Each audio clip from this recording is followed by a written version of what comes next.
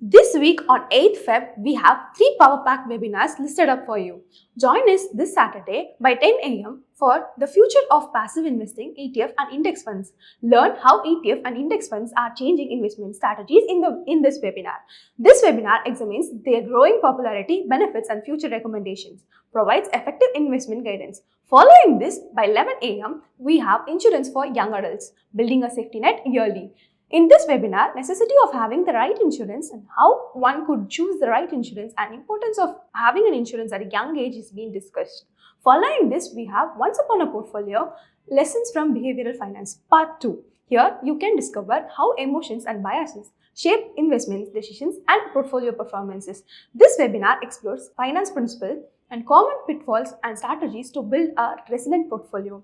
Learn to make a smarter, more irrational investment choice and rewrite your portfolio story to success. Use the link in description to join our webinar. It's brighter now, the sun is on us, and we are continuing talking straight with Subramanyam. The topic for this video is experience, a teacher or an impediment. In your first market cycle, what do you think?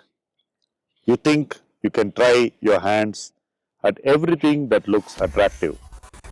You do try your hand at so many things, and quite a few of these things work out for you.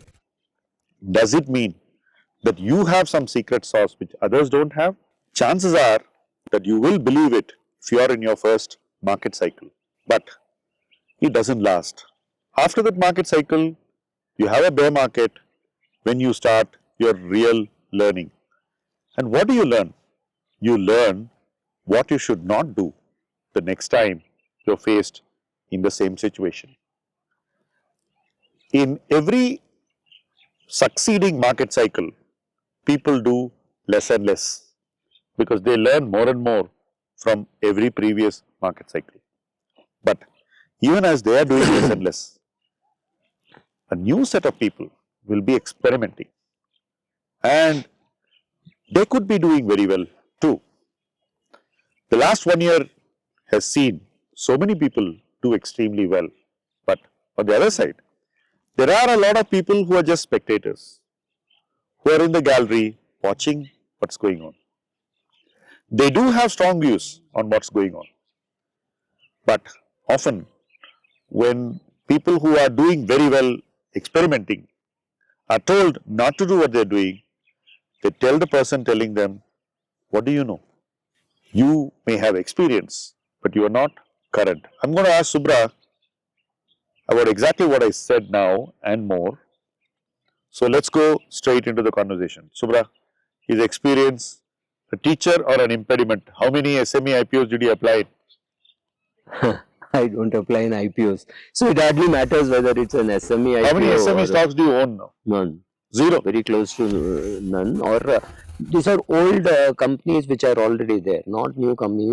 They may not have been listed in the last 3-4 years. They may have got listed much earlier. So they may be small cap, but they won't be SMEs. How many deep tech companies do you own? Maybe 1 or 2. That's it. So, yeah, some companies using technology, application, yeah, something SaaS, like how many SaaS companies you own? I don't think it's got too many. So that brings us to the core question: is experience a teacher or an impediment? Yeah, somebody asked me to speak about equity markets. I said, which Subra do you want?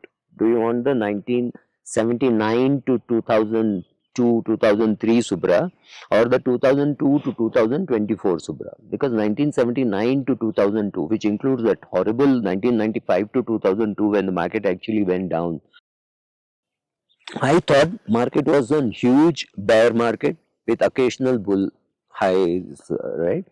And 2002 to 2024, I've realized market is a long bull run with occasional drops. So when you tell these people, say, oh, market fell in 2008, but if it falls in 2008 and recovers in 2009 or falls in 2007 and recovers in 2008, it's not a fall because you don't run out of patience in 3 months or 6 months. You run out of patience over 3 years and you say nothing is happening. That has not happened to anybody who has come after 2002. So somebody can say I have 20 years experience, but it is 20 years of the same thing. When you say, when you run out of patience, you're talking of becoming deeply frustrated Correct. and wanting to exit. Correct. That is loss of patience. Correct. Not just getting upset about a small thing and then next morning getting back to normalcy. Yeah, I mean, if somebody who's been in the market since 79, March 2020, I thought it's going to take 3 years to recover. It took 3 months to recover. Nobody expected that. I didn't expect. I bought in March 2020. By September, my portfolio had doubled in some of the shares that I bought. Something went up 4 times, something went up 5 Yeah, times. we discussed startup hour. You saw how it has gone. 27, today it's 15 times. Yeah, so 4 years. unbelievable returns have been made, which makes it more scary because you thought after 2-3 years of bull market there'll be one bear market. It does not happen. Not market not going down is you're wondering where is the value add that you are doing to your own portfolio. It is just going up. So anybody can buy something, wait, and it goes up. It looks very easy, and that is what scares me. So, you haven't applied in a SME IPO, you haven't bought SME stocks on listing, you have not bought solar stocks, No. you have not participated in the so-called,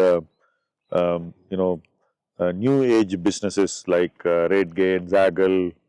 You have not bought any of these companies. Nothing.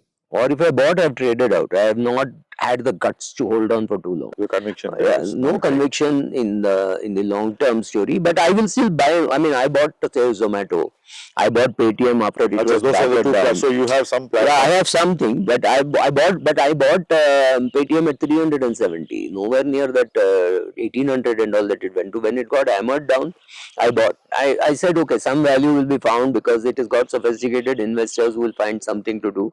So therefore, I bought. But I mean, I bought Zomato. I started buying Zomato at 47. But I still like the old economy companies like say an Indigo. You know they're building market share. You know it's worth buying. So you can buy it for Indigo the long old run. economy. Yeah, old. It's a 20-year-old company. Okay. We are aging. We are aging. Sunrise business here. Yeah, I know, but I'm saying it's 20 years old. I mean, it's like Amazon is 20 years old. You don't realize, you think it's a young company. And remember, when you say 20 years back, you mean 2000, right? And you think, oh my God, yes, it's 24 years back, it was 2000. So I saw this interesting conversation in a WhatsApp group and on Twitter as well, where a youngster was mocking investors in PVR, saying that you guys don't know, these kind of companies don't have a future. And then the thread of comments of others, and it's fascinating to read how people see a business within a few years, how they change their perception and how they call the sunset when the stock price goes down or you have few bad quarters. Even in an industry where 70% is controlled by one company. Okay, 10 years back you would have called it a moat. Today people are calling it a sunset. Similarly, we see even in many industries which do extremely well, the inclination to call what is fully discovered as an end state or a game that is about to end. That tendency is very high, very high. Also, on the contrary, if anything new comes, to overplay what is new is also very high. That you see in the new age themes like solar, hydrogen, and you will see it in multiple areas where something new is coming to India, a lot of money is going in. So people see that, oh, phenomenal opportunity. SaaS is another thing. The tendency is to position ordinary businesses as SaaS companies so that you will get elevation. So wherever people are able to storify, there they are willing to believe what may not be true. But where the story is becoming stale, they are not even willing to believe what is already there. So what happens is the company comes to valuations which normally you would not expect that company to come to. PVR is one good example I mentioned. Then calling some industries sunset is another thing. Like, well, there is some merit in that actually. While I talked about PVR, they have been right also on some things. I have to acknowledge that. For example, they have been right on radio. The younger generation has been right on radio. They have been absolutely spot on dish television, the satellite business. So they have been right on certain businesses and they are now coming across strongly on some other business on which the jury is still out. Usually, investor would not call out a sunset in an industry so fast, but today youngsters are ready to do it. And similarly, they are also calling out sunrise too early. What are your thoughts on both these? Calling sunset too quickly, calling sunrise too early. What are your thoughts? See, if you take companies which are in, say, doing loans, etc., through apps, they don't have money. They will still need a backer. So they will need a SBI or HDFC Bank behind them to be able to give loans. It is not going to be so easy. Or you need the AMC to give you QIP. Correct. You need somebody who is sophisticated at your backbone for you to do any fancy stuff. When a guy creates a new business, he's assuming that internet will be on. He's assuming that electricity will be on. So somebody is using a Tata Power, somebody is using an Airtel or a Jio platform to do it, right? Zomato cannot exist on its own without these platforms. Without electricity and without internet, there is no Zomato, there is no Swiggy, there is no Ola, right? So they have to, you cannot say, oh, they are sunrise, so Tata Power is sunset. It's not. Tata Power has to supply power for these businesses to happen. So you have to be very careful into saying what is sunrise and what is sunset. Like HDFC Bank is what, 40 years old today. It's not sunset. Banking is not sunset. Within banking, leaders may change, but banking will exist. Power companies will exist. You can say ways of creating power, but I don't see fossil fuels running away. I find an NTPC, I find an ONGC, I find Reliance and Tata Power and all existing, and I don't see them going away. No, but you would have observed that Tata Power is today repositioning itself as a renewable company. It's not calling itself a power company. Correct. Similarly, Reliance is repositioning itself as a company which is incubating new age businesses. It does not want to be seen as a O2C major, not even as a telecom company.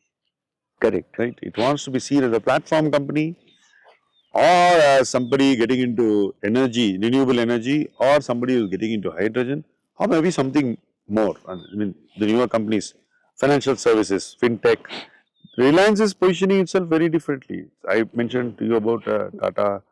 Yeah, so As well. basically, if you ask me, 100 years back also you have to do the same thing. Find whether the management quality is good, find whether they are able to attract the best. On the first day, if you go to an IIM or to the CA Institute, are you able to attract the best talent? Do you strive for market share? Do you strive for excellence in your product? The same things hold true, right? The question is, you may go wrong with the industry, but these things don't change. Because a company management is good, they will know how to adapt. So whether it is a HDFC Bank or a Cholamandalam Investments, I'm sure they're changing how they do business over periods of time. So if they're not able to adapt, they'll die. I mean, we've seen Kodak or some of them just die, but somebody who is more sophisticated will be able to adapt to new technology and be able to do it. So the, again, the basic question, can it attract good talent? Can it attract good money when it needs it? Can it attract, is the management willing to share the revenue with you? Do they have a clear dividend paying policy? These are the things which I would have looked for maybe 100 years back. My grandfather may have looked for the same thing. 40 years back, I may have looked for the same thing that I'm looking for today.